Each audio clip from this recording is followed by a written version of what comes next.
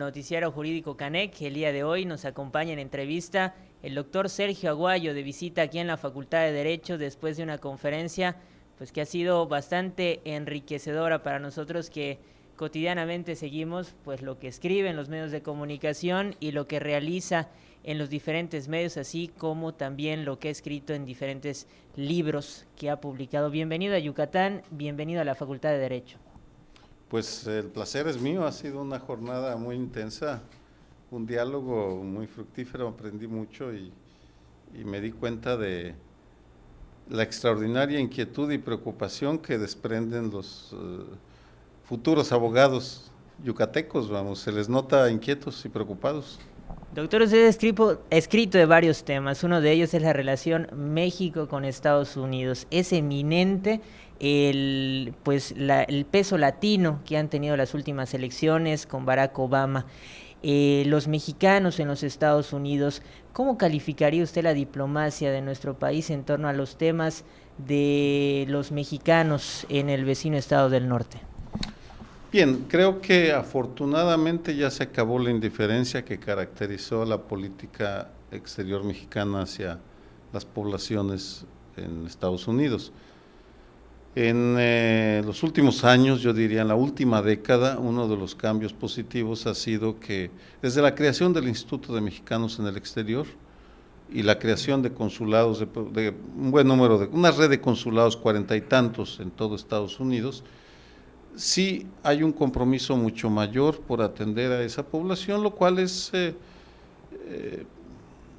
acto de elemental justicia, porque un buen número de ellos se fueron porque no encontraron trabajo en México y porque pese a las crisis y a las dificultades que enfrentan, siguen enviando remesas constantemente, lo cual para algunas comunidades significa, es la diferencia entre la miseria y el irla pasando.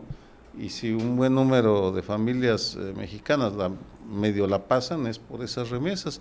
En consecuencia, las actividades que hace el gobierno mexicano son muy positivas, y la defensa que ha hecho, por ejemplo, de los condenados a muertes, que es un trabajo jurídico fundamental, además de otros, la defensa de otros derechos, ha sido algo que debe reconocerse. Hablando del tema de derechos humanos, México es uno de los pocos países que tiene pues sus delegaciones de derechos humanos en cada una de sus entidades federativas y regiones.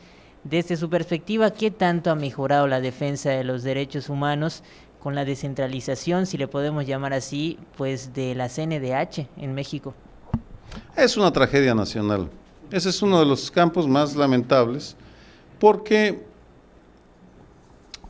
el gobierno burocratizó y manoseó los derechos humanos sin crear los mecanismos de protección. Es decir, aquí una aclaración. Los organismos públicos de derechos humanos no son solo las comisiones, sino es todo ese enramado institucional de burocracias que protegen algún derecho. Los DIF serían, por ejemplo, órganos que tutelan los derechos humanos, los institutos electorales, los de transparencia, los de derechos humanos. Y en ese sentido, el patrón que prevalece es lamentable, porque no se respeta el término autónomos. La norma, dependiendo de estado a estado, es que sean apéndices del gobierno, del ejecutivo local, y que por tanto nombren a funcionarios pues que será dóciles ante el poderoso, y eso deja a las víctimas en indefensión, porque en la medida en la cual un organismo de derechos humanos no atiende a las víctimas de violaciones, sino que se preocupa por proteger al verdugo, se está dejando un vacío enorme. ¿Qué es lo que tenemos ahora? Claro, varía de estado a estado, pero la norma, por la información que tengo, es lamentable.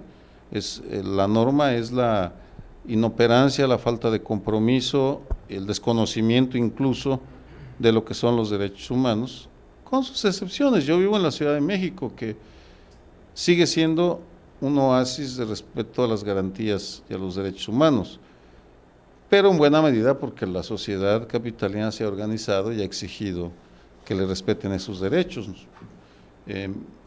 Ahí se están experimentando nuevas formas de protección de los derechos que son inéditas incluso en América Latina.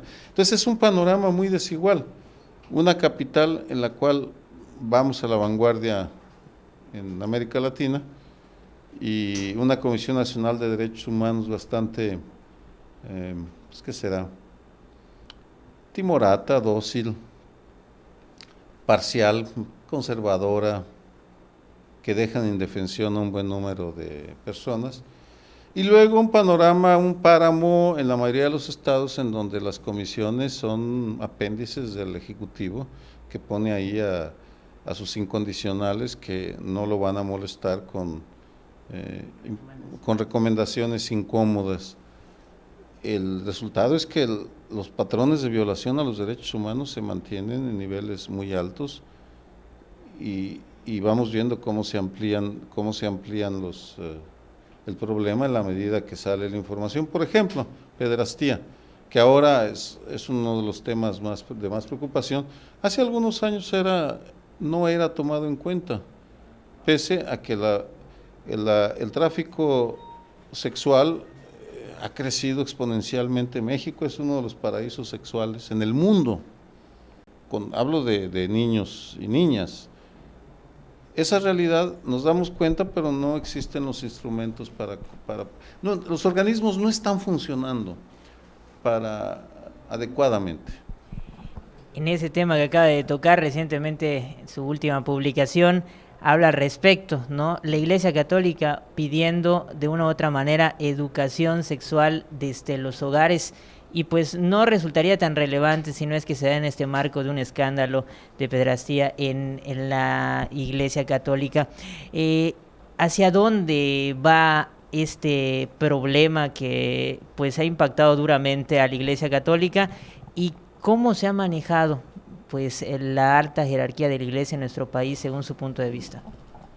Mire, tenemos una jerarquía católica que no acaba de entender la profunda revolución que vive la sociedad mexicana, ni parece estar dispuesta a reconocer la gravedad y la seriedad del problema de la pederastía y de los abusos de sacerdotes a niños y niñas. Es decir, no lo han aceptado y van a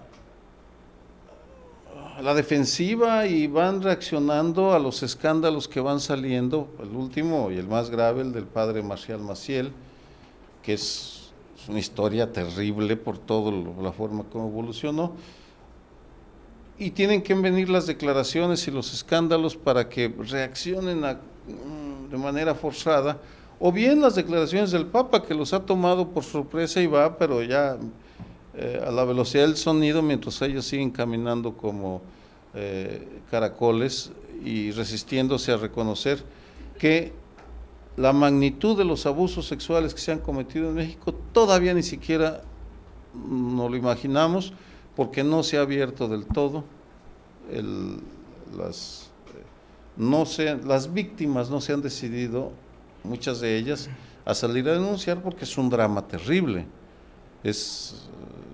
tiene consecuencias enormes.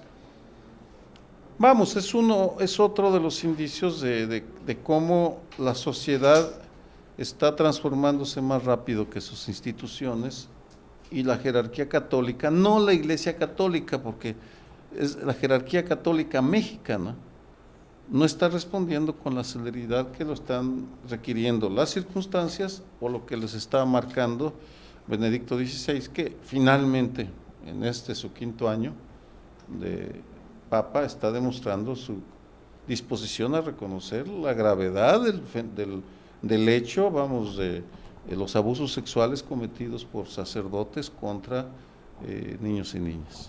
Pues, doctor, ha sido un gusto que esté con nosotros, gracias por acompañarnos y pues no me queda más que pues a nombre de toda la facultad pues darle la bienvenida de nueva cuenta y esperando que nos acompañe en otra ocasión si es posible. No, pues gracias a ustedes, y qué bruto, yo no me esperaba este interrogatorio. Nada más faltó que me preguntara, pues no sé cuántos novias he tenido, porque ha sido exhaustivo. Gracias a usted.